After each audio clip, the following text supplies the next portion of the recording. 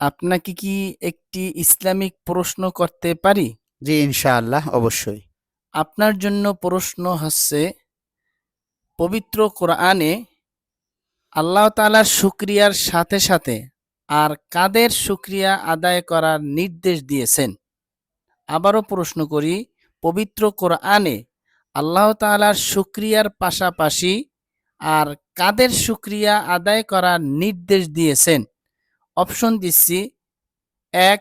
মুহাম্মদ সাল্লাল্লাহু আলাইহি সাল্লামের, ২. পিতামাতার, ৩. শিক্ষকদের। জি, শুকরিয়া অনেক সুন্দর একটা প্রশ্ন করার জন্য। তো আল্লাহ তাআলা পবিত্র কোরআনের মধ্যে আল্লাহ তাআলা শুকরিয়া আদায়ের পাশাপাশি পিতামাতার শুকরিয়া আদায়ের কথা বলা হয়েছে। আল্লাহ তাআলা সূরা লোকমানের ১৪ নম্বর আয়াতে বলেন, আনিশকুরলি, তোমরা আমার শুকরিয়া আদায় করো, ওয়ালি ওয়ালিদাইক, এবং তোমাদের পিতামাতার শুকরিয়া আদায় করো।